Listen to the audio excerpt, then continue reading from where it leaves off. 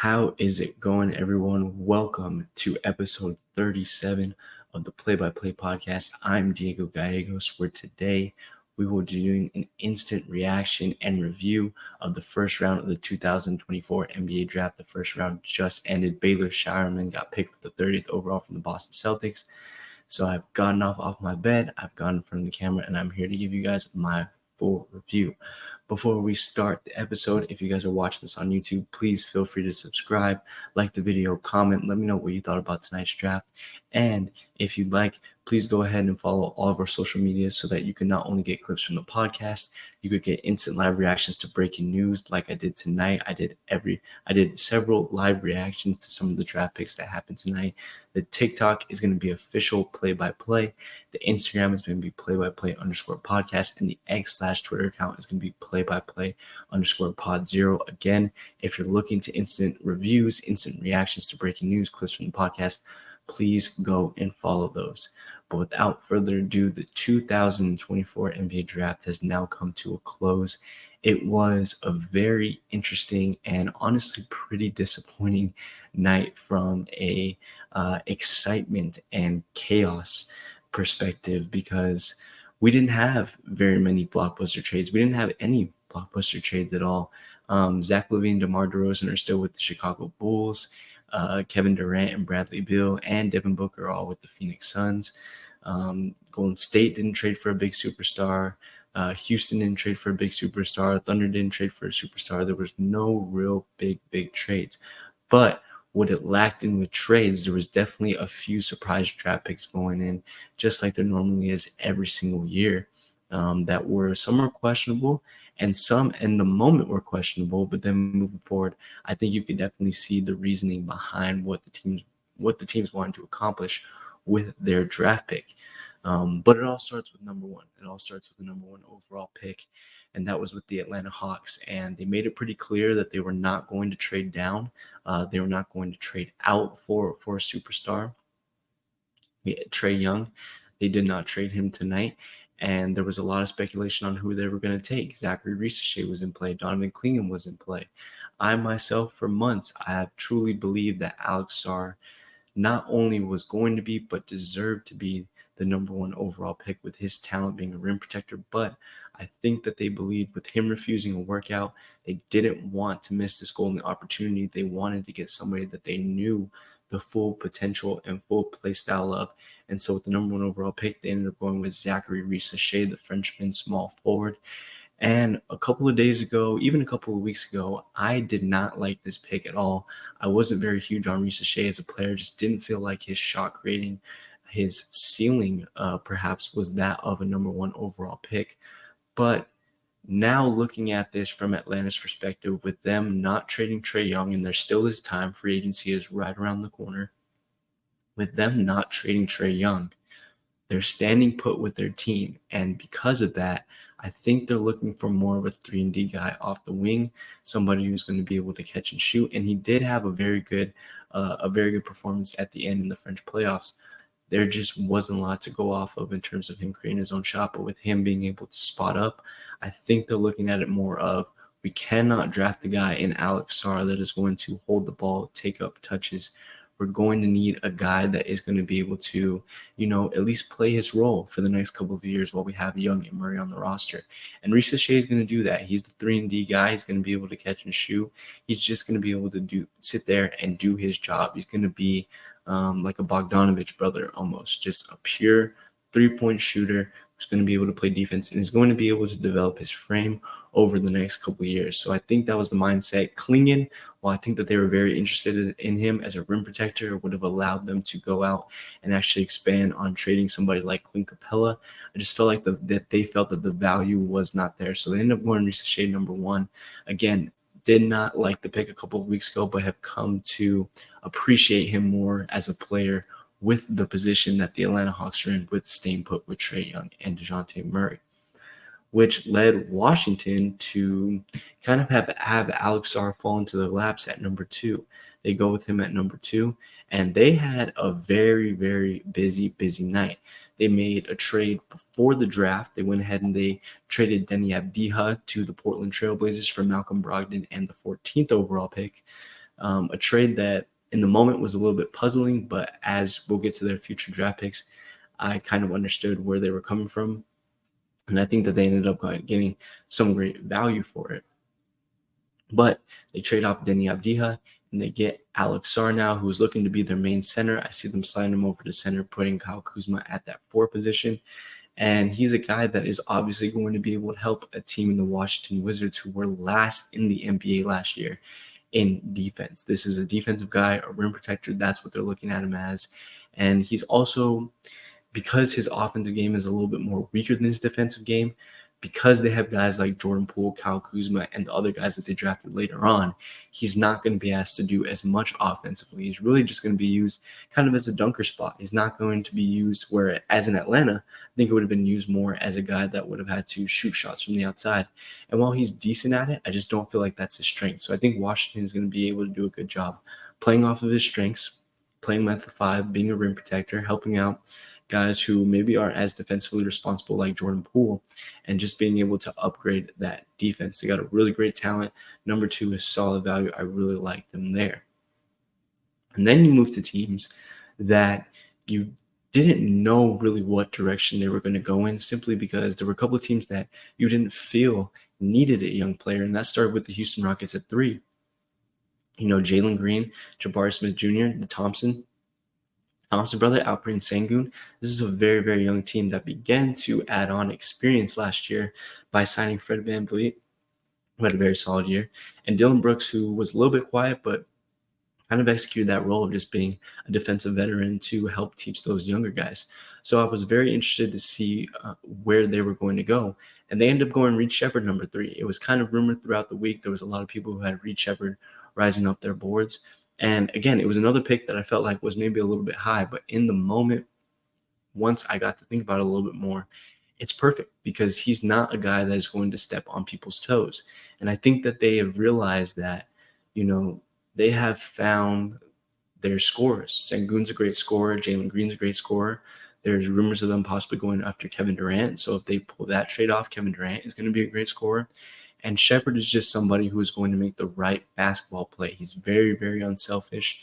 He's just going to be an incredible playmaker who also has the ability to shoot the 3 ball. And while the Rockets have definitely improved on that, haven't been very consistent. Thompson hasn't been very consistent. Jalen Green hasn't been very consistent from the 3-point line. So adding this guy who kind of has that Steph Curry kind of shooting ability, close to that, I'm not saying he is, but that is going to add a lot of ability to this team. And again, not going to step on people's toes. It's going to go around distributing the ball and taking his opportunities when he needs it. He's a very spark player, high energy guy. He's going to bring some grit into this Rockets team. And I think that they did the perfect job with this pick that they needed to do. They needed the only position other that they needed was another true point guard behind VanVleet, another guy who was going to be able to pass the rock, and they got a solid playmaker here with Reed Sheppard. And staying on that roadmap of solid point guards, the Spurs, who I really didn't feel like needed to go guard early. I felt like there was going to be so many great young guards later on in the draft when they picked at number 8, and I was correct. There was tons of great guards at number 8. They go ahead and they grab Stephon Castle at number 4, and it was clear drafting them at number 4 that they really wanted him, and I really saw that. And I was looking for them to possibly go Reed Sheppard at 8. I was looking for them to go Rob Dillingham with the offensive capabilities. But Stephon Castle is the true point guard. And looking at what they want to accomplish here, you're now in a position where you have Stephon Castle at 6'6". You have Devin Vassell, who has incredible length. You have Keldon Johnson with great length. You have Victor Wembanyama with great length. And I said this in my live reaction on TikTok. I said, this is a Spurs team that is just going to be a perimeter nightmare. It's a Spurs team that when you set a pick and roll on a defender, you're not going to have that relief of getting a better matchup just simply because the next guy that switches on is just going to be as long and lengthy and just as trouble as the previous guy. And that's going to make them just so much versatile all around. And Castle himself is an incredible playmaker. The shot might not be there. And that was the one concern that I had over somebody like potentially Rob Dillingham, is the shot is just not there. But if he's able to play his role, just play in that pick and roll with Vic, purely trust Victor Wembanyama in that pick and roll and get him the ball, which he's going to be able to because Vic is 7'3", they're going to be successful. And they still have the opportunity to bring in somebody like a Zach LaVine who could give them a little bit more shooting from the outside. So while the shooting may be a concern for Castle, I'm not too concerned about it just simply because the Spurs still have options. They can move off Sohan and Johnson, who are fantastic shooters, and go out and get themselves a Zach LaVine. Hey, maybe they could potentially get a Dante DiVincenzo from the Knicks, just a solid shooter out of a team that has a plethora of guards, maybe the Portland Trailblazers, who have a lot of shooting guards. They're going to be fine. They have trade pieces, and I think Castle, with what they need to accomplish, what they want to accomplish defensively, is going to be a solid pick for them. So then we move in. It was almost like this draft had some chapters. We move into the chapter of just unexpected players that I didn't believe were on teams' draft boards. And it started with Ron Holland at 5. Now, a couple weeks ago, I actually had Ron Holland going to the Pistons, but I just felt that center was too big of a need for them. I didn't feel like they were going to prioritize wing depth there. And I didn't feel like Ron Holland was overall very polished or consistent enough to fit in with a Pistons team that is horrible. We have to say how it is terrible. But because of that, he sort of fits their timeline. He sort of has the ability to go out and develop his game alongside people that still need a lot of time to develop, like Jaden Ivey, like Asar Thompson, like Cade Cunningham. And when you look at this, they really did need some forward depth. They have Evan Fournier as their backup shooting guard. Behind that, they have Troy Brown Jr., Quentin Grimes. So they did need a lengthy small forward. And Holland, very solid defender, is a dog. That's what we've been seeing out of the G League Ignite with players like Jalen Green, Scoot Henderson, Jaden Hardy, and now Ron Holland. That dog mentality, just wanting to continuously attack the rim. Solid defender, just needs to limit the turnovers, needs to pick up the three-point ability for him to be able to be effective. But, I mean, this Pistons team is on a 5 to 10-year rebuilding timeline that he's going to have the time to do that. The question now is, who are they going to bring in from a coaching perspective that is going to be able to develop that piece of his game and that is going to be able to take him to a next level? So we're going to have to see where they go in that direction as.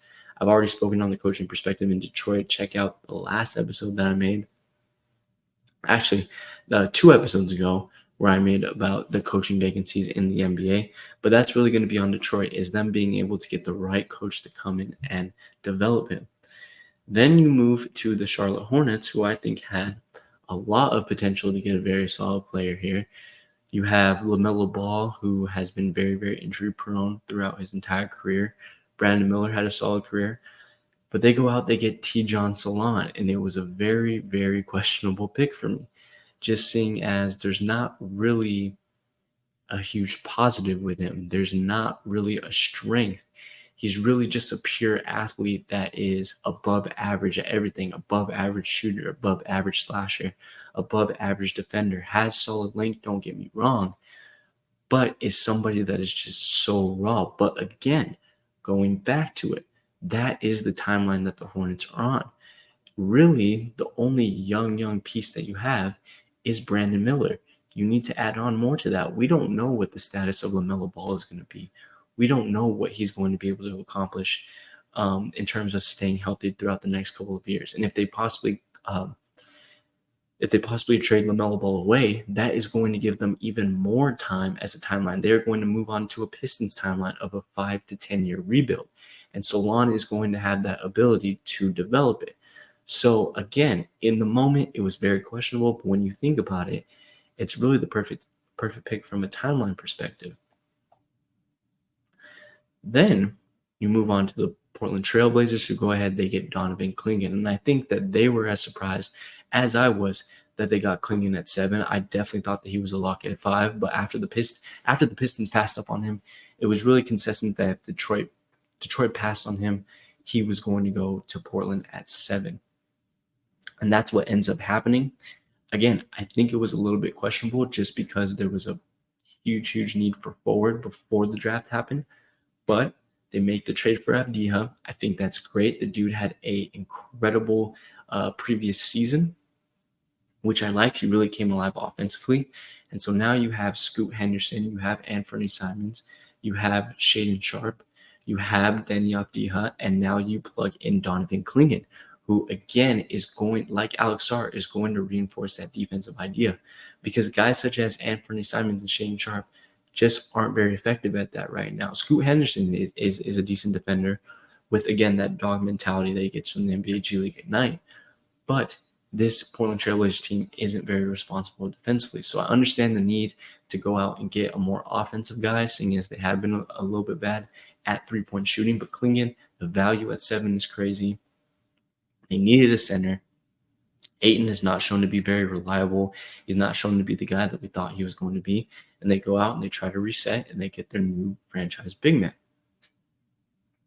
The Spurs come back on the clock. Then the Spurs come back on the clock, and they go out and they do a very, very questionable move, in my opinion. I thought that they were going to go forward here. I thought Cody Williams would have been great. I thought Montas Buzelis would have been great. I thought that Dalton Connect would have been great here, just continuing to add shooting and length to your team. They grabbed Rob Dillingham, and in the moment, I was like, okay, this makes a little bit of sense. You get your defensive guy in Castle, you get the guy who's lacking shooting, and now you get the best ball handler in the draft, who is also a tremendous shooter, in Rob Dillingham. And with him being undersized, with him lacking in defense, you have guys such as Castle, Johnson, Sohan, and Wembanyama to all reinforce him and really plug up that hole. But they ended up trading him to Minnesota. Now, I don't hate the trade necessarily in terms of trading him to Minnesota. On Minnesota's side, I really think that this is a great move for them. They got two guards in this draft. They got Rob Dillingham and Terrence Shannon Jr., and it's very clear what they're doing. They're trying to reduce their salary cap hit.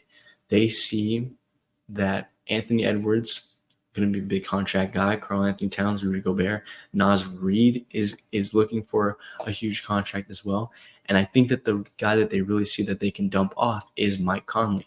As great as he's been for the Minnesota Timberwolves, as much as he was needed for the incredible number 1 overall defense that they had last year, he's the only guy on this team that is expandable. Anthony Edwards is a star. Karl-Anthony Towns is a star. Naz Reid is a star. Not a star, but he's a great bench player. Mike Conley was the only guy that I think that they saw fit to come off of. And because, again, back to this great depth at guard in this draft, they felt the ability to. So they go out, they get Rob Dillingham, they get the best ball handler in the draft, great three-point shooter. And then they get Terrence Shannon Jr., who was another very high-energy spark guy, dog on defense, great shooting, had an incredible March Madness tournament this past year. They're going to look to possibly hold on to Conley for a year. Maybe they're going to trade him away, get off that cap hit, and then plug these guys in. The only problem is are these guys fit to go right now? Now, Shannon is a little bit older of a prospect.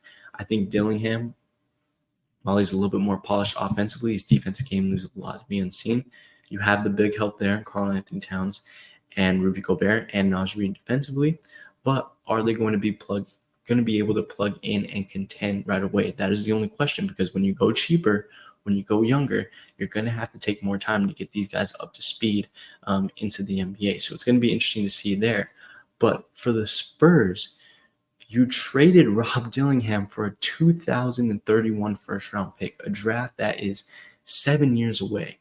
So in my eyes, the pick doesn't even matter. The pick, you basically traded Rob Dillingham for free, because right now we don't even know who is going to be in the 2031 draft. The guy who is in the 2031 draft is 11 years old right now, potentially 11, 12, 13 years old right now.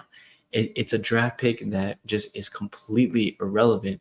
And when you have a prospect like Victor Wembanyama, you need to start building around him. And I know it's early. I know it's only his second year, but Dillingham could have been a great addition. Other guys in the draft, Montas, Cody Williams, could have been a great addition to add more length, add more offensive capability. And they just chose not to do it. And so I was super questionable about this. We're going to see what they plan. Maybe they're looking to include this 2031 draft pick in a trade, but how many other teams are really going to value that pick like they obviously did? So we're going to have to see what they do with that. It was very interesting. Made sense for the Timberwolves. Spurs doesn't really make sense to me at all. Speaking of things that don't make sense, originally you have the Memphis Grizzlies going with Zach Edey, number 9. Now, whether this makes sense or not, it's still a huge reach. Number 9 is a huge reach. Edey was never a lottery player for me. I had him going 17 to the Lakers, as many other people did. And again, originally I felt as though the Grizzlies needed shooting. Not only that, they needed wing depth. They needed a 3-and-D player on that wing that could both defend the best player and shoot a 3. So again, I'm thinking Cody Williams, Dalton Knecht. They go with Edey. Makes sense. They don't have a dominant center on the roster right now. They don't really have any center on the roster. You move Triple J back to his power forward position, allow him to be the athletic monster that he has at 4. You move Edey in, allow him to be that rim protector. The question for this pick is, how limiting is he going to be offensively? Is this going to drag you down even more offensively than you already are? And with Ja Morant only playing 9 games the previous season, we don't know what that situation is going to be. We don't know what his mentality is going to be like. It's a pick that, again, I think needs a couple of years to help develop. And the Grizzlies are in a pretty solid situation with some really good players that they can move forward and contend right now. So we're going to have to see how Edey works out. I think he plugs in from a depth perspective. I think he plugs in from a fit perspective because, you can move Triple J over. But it is a little bit of a reach in value. Then you go with 3 straight picks that I think made a lot of sense in terms of fit, in terms of talent. You had Cody Williams at 10 with the Jazz. Definitely like that pick. 3-way wing. The Jazz really needed it. They could have gone in any real direction with their draft pick, but they put him at 2. They're going to put him along at the 2. They're going to put him along Lauri Markkanen, Walker Kessler. Again, they're on a very long roadmap. So Cody Williams, any inconsistency, any frame deficiencies that he has, he's going to have time to build onto that. Montas Buzelis at 11. Would have liked Keyshawn George here, but because Montas fell at 11, it was incredible value. There's not many holes in this game. He doesn't have a lot of weaknesses. Very, very high IQ. Doesn't have a lot to really work on. Great shooter, great slasher, great defender. Is kind of just a guy that needs to develop in terms of a frame, develop in terms of conditioning. But other than that, he was a top player for me in the draft. And with the Bulls acquiring Josh Giddey from the Oklahoma City Thunder, if they're able to get off of DeMar DeRozan, if they're able to get off of Zach LaVine, now you have a young core, like I talked about in my Chicago Bulls rebuild. You have a young core of Kobe White, Josh Giddey, and Montas Buzelis now, and Pat Williams at the 4. You are now beginning to build a frame of a team that makes a ton of sense and is going to be great moving forward. So I love this pick for Chicago. I think that they finally got a draft pick that is not all risk and is more of a safe pick where you know his talent, you know his ability, and he's going to be able to plug in day one and start hands down. And then the Thunder, speaking of the Thunder, they follow up with Nikola Topic. Believed that he was going to fall out of the draft just with how much of the guard depth that there was there. But the Thunder, again, it's a timeline thing. You give him more time to be able to come off of that injury, of the injury concerns that a lot of teams had a partially torn tear in his ACL. They traded away Josh Giddey, who they felt did not fit what they wanted to do moving forward. I agreed. I think he was more of a shooting guard than when they were playing him as a backup point guard. They get their backup point guard now. They get a guy that is not going to step on people's toes, is going to be more of that playmaking type, is going to pass the ball, and can score the ball as well if he needs to. Nikola Topic needs the time to recover. He gets that, and he is a more polished prospect, a guy that was projected to go top 3 a couple of weeks ago before this injury concern happened. That is a great pick for the Thunder because they are contending. Then we go back-to-back guard picks with Devin Carter and Bub Carrington. Kind of the same position with these two guys where I didn't really understand it, just seeming as both teams had so much guard depth. You look at the Kings with De'Aaron Fox and Davion Mitchell, and Devin Carter being at 6'2", he's going to be playing the point guard position. Bub Carrington going to the Trailblazers, we mentioned it how many times. Scoot Henderson, Anthony Simons, Shaedon Sharpe. Bub Carrington is a smaller guy. He's going to be playing point guard. I didn't really know much about Bub, actually, until this morning when I was at work and looking at day of NBA mock drafts, and he miraculously skyrocketed into the late lottery. And apparently he's more of a playmaking guy, so maybe that could work a little bit more with the shooters that Portland has, dishing it off. But for both of these teams, they're going to have to get rid of one of these guards. So look for Portland to possibly get rid of Anthony Simons. Look for Sacramento to possibly get off Davion Mitchell, because they're going to need to, because all of these guards are just not going to be able to play at the same time. Then there was a couple of insane value picks throughout the rest of this draft. There's kind of the rest of the story for this draft, where there were so many people that dropped down. Khalil Ware at 15, I felt as though that was where he needed to go. He goes to Miami to back up Bam Adebayo, who just signed a massive contract extension that is great for Miami. They continue to draft great. Absolutely love Khalil Ware, who did, when you look at him, didn't really have any holes when it comes to number-wise. Had great scoring numbers, great rebounding, great blocks, shot great from the three-point line. He's going to add great three-point potential there. The 76ers get a pretty well-polished guard in Jared McCain. Great shooter. Once again, is going to be somebody that's going to be able to learn behind Tyrese Maxey. He's going to be able to extend the floor. Great playmaker. And then you get to LA at 17, I had projected it once again, going Zach Edey.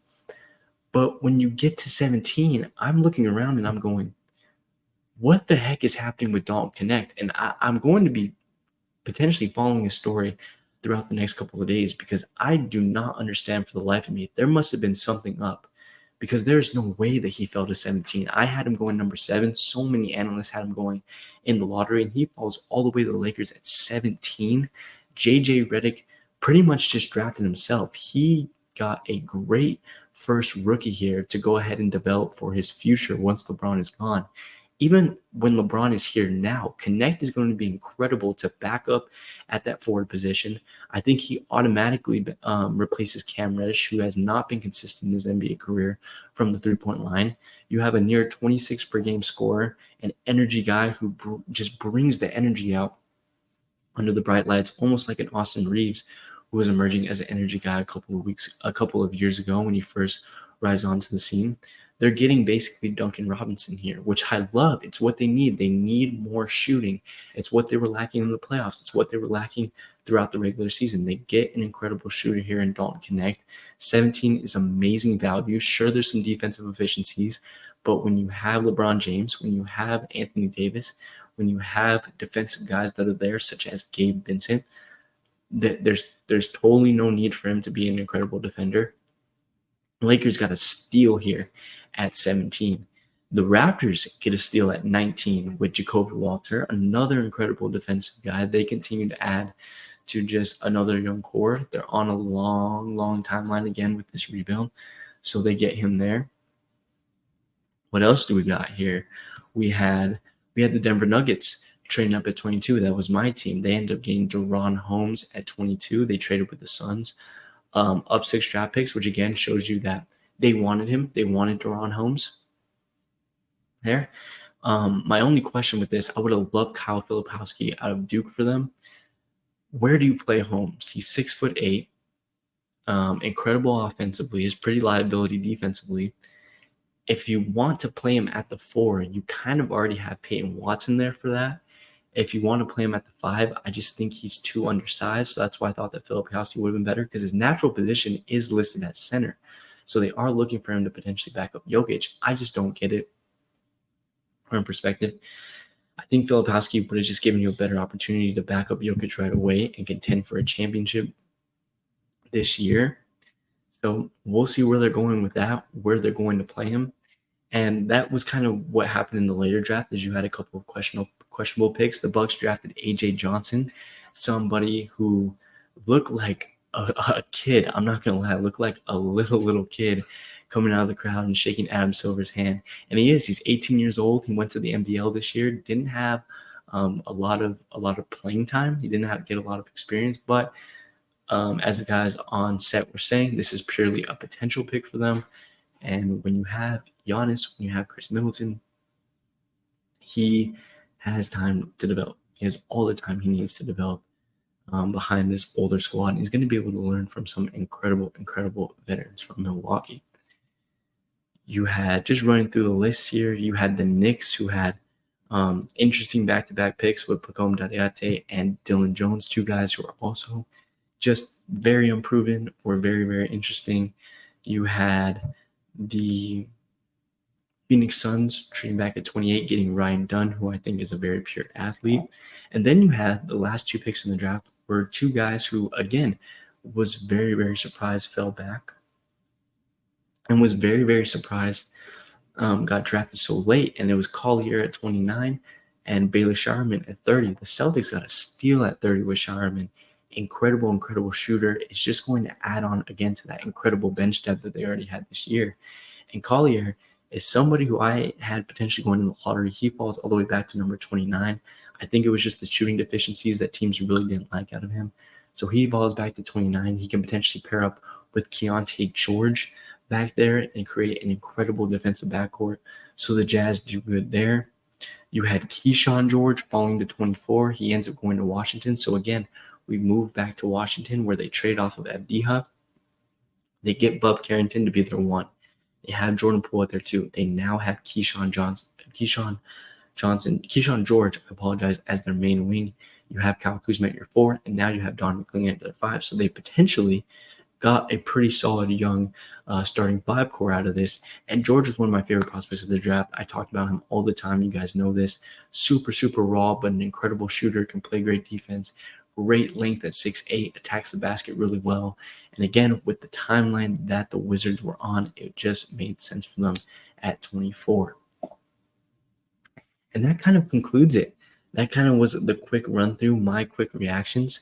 There were a couple of questionable picks. There were a ton of guys that I didn't expect were going to fall. There were a ton of the guys that I didn't expect to get drafted early, but we see that every single year with the draft. And once again, was super surprised to not see any crazy trades. Tomorrow is the second round of the draft. Going to be looking out for that. Look out for some live reactions on TikTok. There are still some interesting players on the board, such as Kyle Filipowski from Duke. Of course, we're going to have to see if Bronny James gets drafted in those last 30 picks. So look out for the Lakers at 55. And this NBA season, as much as this draft proved to be very unproven and not very deep, I think that some NBA teams came out of it with some great talent that is going to be able to plug in right away and could potentially be future stars in some of the great positions that they got drafted in. But that's all from me, guys, from today. Let me know what you guys thought of the first round. What were some of your reactions? What grades would you give the team? Would you give the player that your team ended up drafting? And again, if you haven't already, if you're watching this on YouTube, please feel free to subscribe, like the video, and comment down below. Share with your friends. If you haven't, follow the TikTok Play by Play podcast and the Instagram at play-by-play_podcast and the X/Twitter at play-by-play_pod0. I'm Diego Gallegos. This was number 37, the 2024 NBA Draft Preview, and I'll catch you guys on the next one. Peace.